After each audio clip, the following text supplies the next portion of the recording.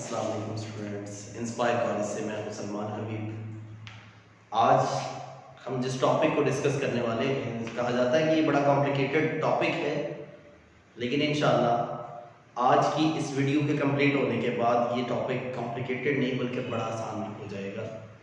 तो चलिए आज हम इस टॉपिक को डिस्कस करते हैं और टॉपिक है हमारा चेंज द वॉइस।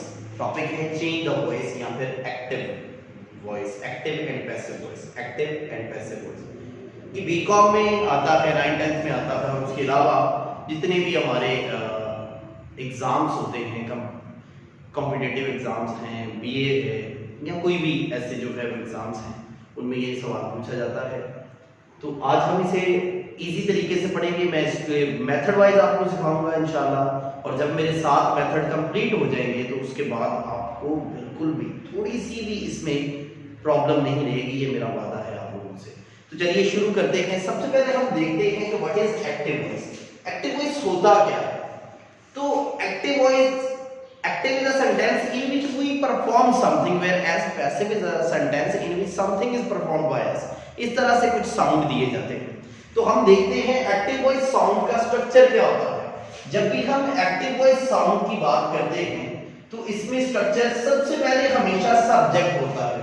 सबसे पहले एक्टिव वॉइस जुमले के अंदर सब्जेक्ट होता है, उसके बाद हेल्पिंग वर्ब, उसके बाद वर्ब, उसके बाद ऑब्जेक्ट। और ये टेंस की नेचर के मुताबिक कोई भी हो सकता है। लेकिन जब हम इसे एक्टिव से पैसिव में चेंज करते हैं तो हमेशा हम क्या करते हैं, हमेशा उसमें ऑब्जेक्ट को उठाकर शुरू में ले आते हैं। तो यहां पर मैं सर्कल कर देता हूं, जिसको हमेशा ही हमने स्टार्ट में लेकर आना है उसको मैंने सर्कल कर दिया कि इसको सिर्फ एक दफा समझने की जरूरत है, बार बार समझने की जरूरत नहीं है। सीखने की बात जो है इसमें वो है हेल्पिंग वर्ब। सबसे पहले ऑब्जेक्ट शुरू में लेकर आना है, उसके बाद हेल्पिंग वर्ब लगाना। हेल्पिंग वर्ब सीखने वाली बात है, जिसके नीचे मैंने अंडरलाइन कर दिया है। और जितने भी पैसिव वॉइस टेंस होते हैं उसके बाद हेल्पिंग वर्ब के फौरन बाद वर्ब की थर्ड फॉर्म, हमेशा ही वर्ब की थर्ड फॉर्म लगानी है, तो इसको भी सर्कल कर देते हैं। उसके बाद बाय, हमेशा ही बाय लगाते हैं, इसको भी सर्कल, और सब्जेक्ट हमेशा लास्ट में आ जाता है, इसको भी हम लोग सर्कल कर देते हैं। तो सीखने का काम सिर्फ जो है वो है हेल्पिंग वर्ब। तो इसको हम मेथड वाइज स्टार्ट करेंगे, उसके बाद इंशाल्लाह कोई प्रॉब्लम नहीं रहेगी। तो मेथड नंबर 1 को हम लोग डिस्कस करेंगे। इसके मेथड नंबर 1 की बात करेंगे हम। तो मेथड नंबर 1 में हम लोग हमेशा डिस्कस करते हैं present indefinite tense. Present indefinite tense में आपको पता है हमेशा वर्ब की फर्स्ट फॉर्म प्लस एस या फिर ईएस का इजाफा होता है प्रेजेंट इंडेफिनिट टेंस में। लेकिन फिर भी हम इसमें एक्टिव वॉइस का जो स्ट्रक्चर है, जिस तरह से ए एंड वी, इसे हम एक्टिव वॉइस कहेंगे, एक्टिव वॉइस। इसका जो स्ट्रक्चर होगा उसमें हमेशा आपको सबसे पहले एक्टिव वॉइस जुमले के अंदर सब्जेक्ट प्लस वर्ब की फर्स्ट फॉर्म प्लस एस या फिर ईएस का इजाफा और प्लस ऑब्जेक्ट हो सकता है।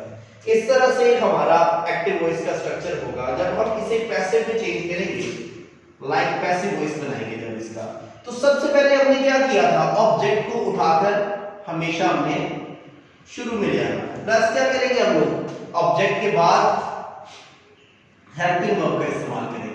हम लोग वैसे तो आम रूटीन में देखते हैं कि प्रेजेंट इंडेफिनिट में हेल्पिंग वर्ब नहीं होता, लेकिन हमें ये पता है कि पैसिव वॉइस का जब भी जुमला आता है उसमें वर्ब की थर्ड फॉर्म लगानी पड़ती है, और वर्ब की थर्ड फॉर्म रिक्वायर करती है अपने से पहले किसी हेल्पिंग वर्ब को। तो इसीलिए हमें यहाँ पर हेल्पिंग वर्ब लगाने पड़ते हैं। लेकिन प्रेजेंट इंडेफिनिट के हेल्पिंग वर्ब तो होते हैं डू और डज।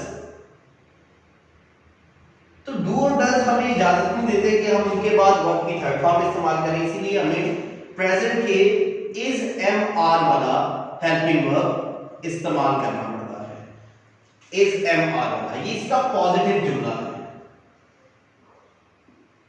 जब पॉजिटिव जुमला बनाते हैं इज एम आर के बाद प्लस वर्ब की हमेशा आपने थर्ड फॉर्म लगानी है, और प्लस बाय, जिसे एजेंट का नाम दिया जाता है, बाय एजेंट को कहते हैं, और प्लस आपने सब्जेक्ट को लास्ट में ले जाना है। तो इस तरह से हम लोग स्ट्रक्चर बनाएंगे एक्टिव वॉइस का। लाइक जिस तरह एक्टिव एंड पैसिव में हम लोग एक एग्जांपल ले लेते हैं। एक्टिव वॉइस जुमला आपको आ जाता है,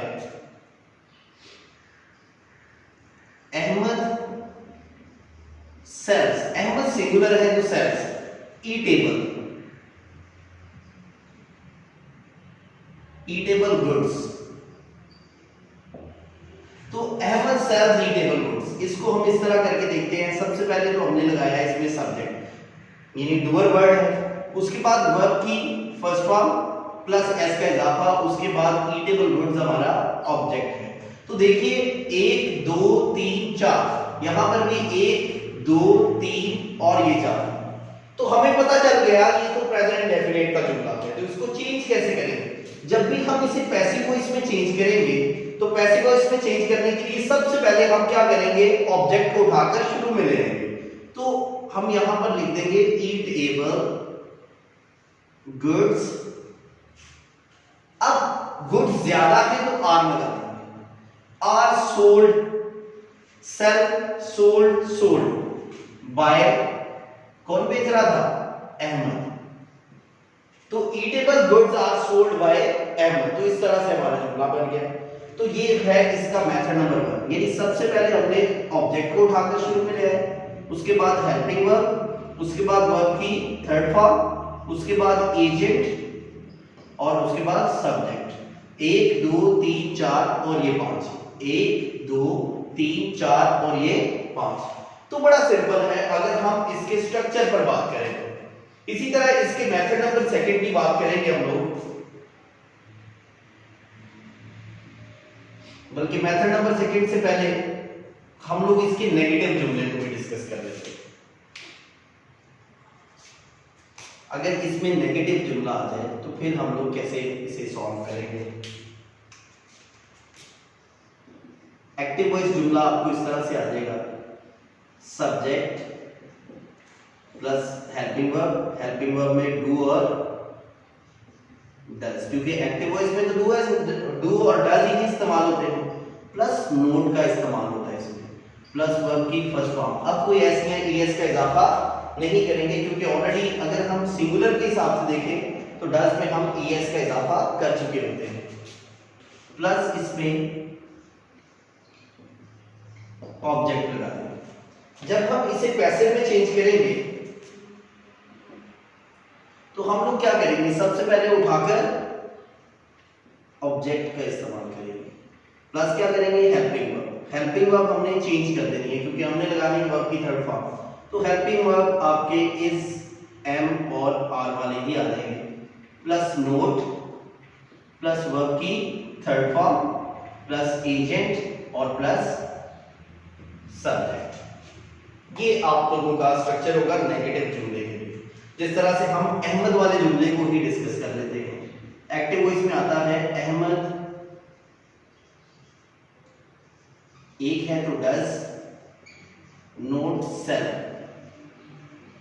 ईट able, Ahmad does not sell eat able.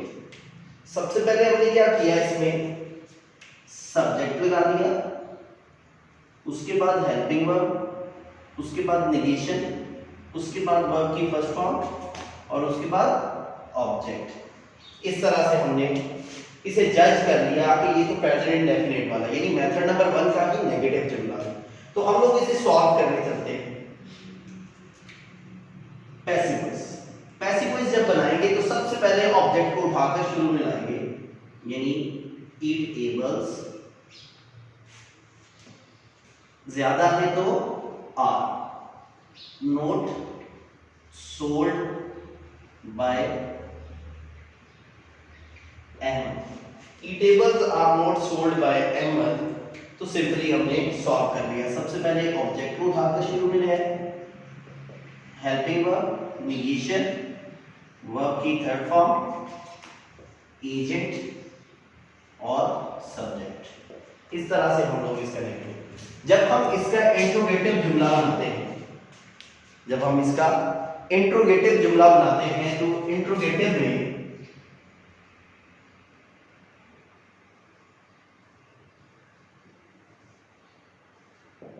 Active voice interrogative में, एक्टिव वॉइस में हमेशा स्मॉल इंट्रोगेटिव में हेल्पिंग वर्ब पहले लगाएंगे हम लोग।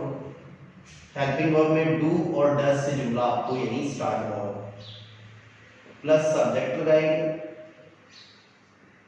प्लस वर्ब की फर्स्ट फॉर्म लगाएंगे, प्लस ऑब्जेक्ट और प्लस क्वेश्चन मार्क लगाएंगे।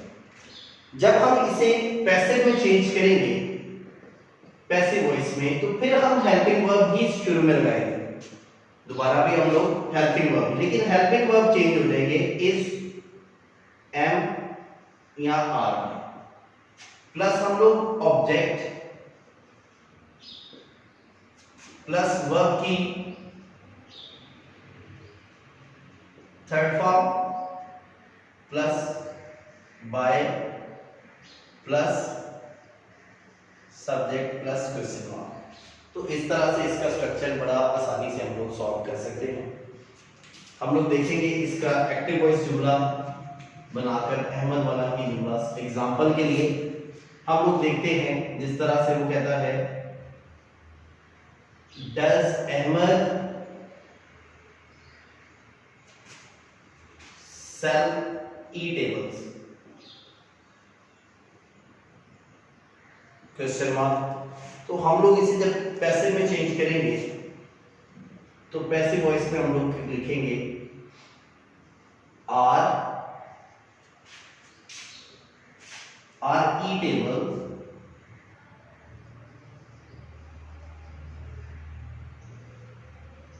Sold by Ahmad in question mark. तो इस तरह से हम बड़ी आसानी से इसका मेथड नंबर फर्स्ट जो है वो कंप्लीट कर सकते हैं। जैसे हमने देखा इसका सबसे पहले हमने हेल्पिंग वर्ब लगाया, यहाँ पर भी हेल्पिंग वर्ब था, उसके बाद सब्जेक्ट, उसके बाद वर्ब की फर्स्ट फॉर्म, उसके बाद ऑब्जेक्ट, उसके बाद क्वेश्चन मार्क। इसी तरह जब हम इसे पैसिव में चेंज करते हैं तो हमने सबसे पहले क्या किया, और इसका हेल्पिंग वर्ब ही लगाया। हेल्पिंग वर्ब में सबसे पहले हेल्पिंग वर्ब हमने चेंज किया, क्योंकि सीखना तो हमने हेल्पिंग वर्ब है। उसके बाद ऑब्जेक्ट को ले आए, उसके बाद वर्ब की थर्ड फॉर्म, उसके बाद एजेंट, उसके बाद सब्जेक्ट और उसके बाद क्वेश्चन मार्क। तो इस तरह से इसका मेथड नंबर फर्स्ट जो है वो कंप्लीट हो जाता है, जो कि आई थिंक सो बड़ा आसान हो जाता है अगर आप इसके स्ट्रक्चर पर ध्यान दें। इसी तरह हम इसके जो मेथड नंबर सेकंड की बात करेंगे आज।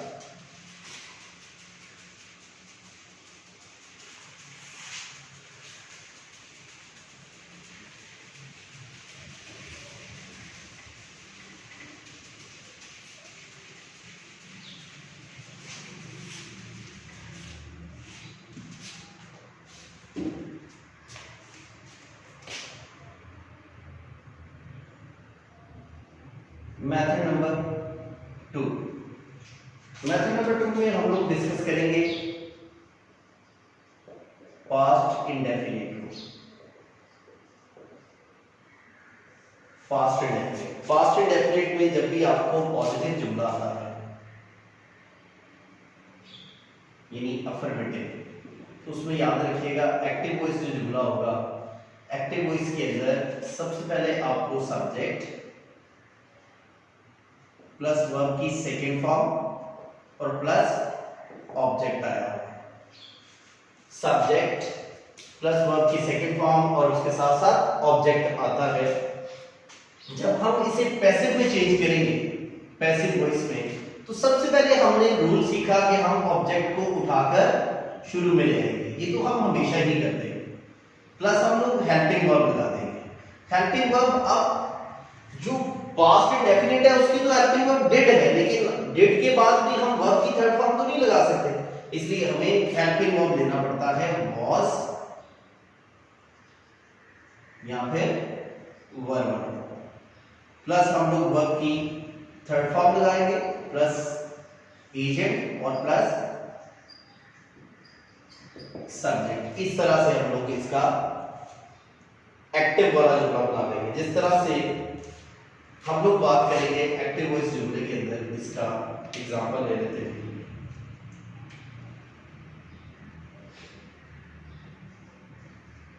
She washed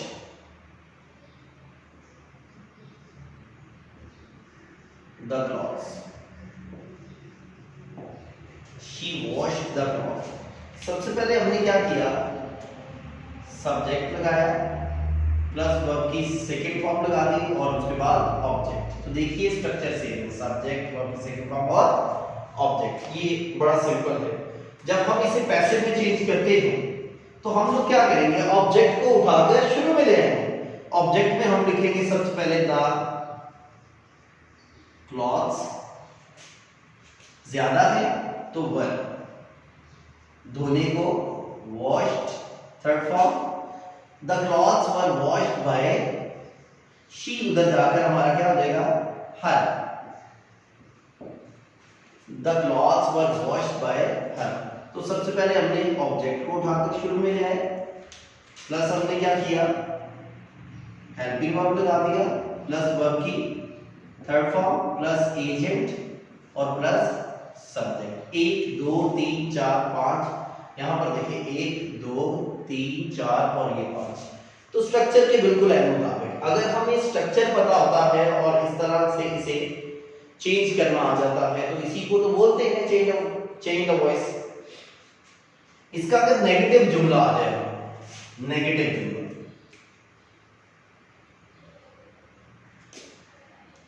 तो नेगेटिव जुमले में सबसे पहले subject plus helping verb, helping verb में डिड का इस्तेमाल करेंगे हम लोग, एक्टिव वॉइस की जुमला में, प्लस नोट, प्लस वर्ब की first form, plus object.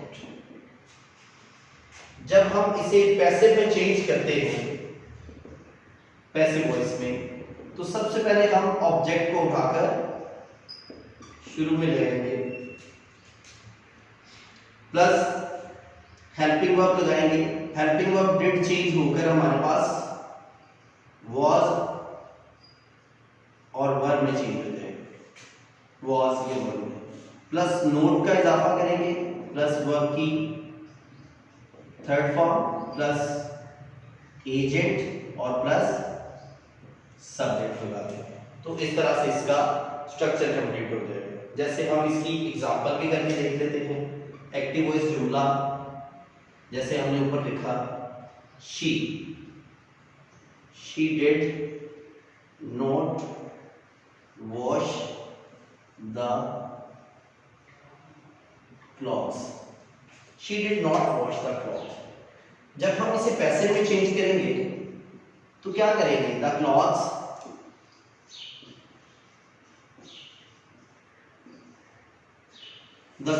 were not washed by her। तो सिंपल, सबसे पहले हमने क्या किया, ऑब्जेक्ट को उठाकर शुरू में लाया, उसके बाद हमने हेल्पिंग वर्ब लगाया, उसके बाद नेगेशन, उसके बाद वर्ब की थर्ड फॉर्म, उसके बाद एजेंट, उसके बाद सब्जेक्ट। तो बड़ा सिंपल हो गया हमारा। इसी तरह अगर हम बात करें इसके इंट्रोगेटिव जुमले की, तो जब हम इंट्रोगेटिव की बात करेंगे तो एक्टिव वॉइस जुमले के अंदर स्मॉल इंट्रोगेटिव में हम सबसे पहले हेल्पिंग वर्ब लगाएंगे। यानी जुमला आपको किससे स्टार्ट होगा, जुमला स्टार्ट होगा आपका डिड से, प्लस सब्जेक्ट प्लस वर्ब की फर्स्ट फॉर्म प्लस ऑब्जेक्ट और प्लस क्वेश्चन मार्क। इस तरह से जुमले का स्ट्रक्चर होगा। जब हम इसे पैसिव में चेंज करेंगे, पैसिव वॉइस में, तो सबसे पहले फिर हेल्पिंग वर्ब को ही लगाएंगे, लेकिन हेल्पिंग वर्ब चेंज हो जाएगा वॉज या फिर वर। उसकी रीजन, क्योंकि डिड के बाद हम वर्ब की थर्ड फॉर्म नहीं इस्तेमाल कर सकते, और पैसिव वॉइस कोई जुमला ऐसा नहीं होता जिसमें वर्ब की थर्ड फॉर्म के अलावा कोई फॉर्म इस्तेमाल की जा सके। प्लस हम लोग क्या करते हैं, ऑब्जेक्ट, प्लस ऑब्जेक्ट के बाद वर्ब की third form plus by plus subject plus question mark. तो इस तरह से हम इसके स्ट्रक्चर को बनाते हैं। जैसे एक्टिव वॉइस जुमला हम लोग देखते हैं, कहते हैं did she wash the clothes question mark. और जब हम इसे पैसे में चेंज करेंगे तो पैसे में चेंज करते वक्त हम लोग सबसे पहले वर लगाएंगे। Were the clothes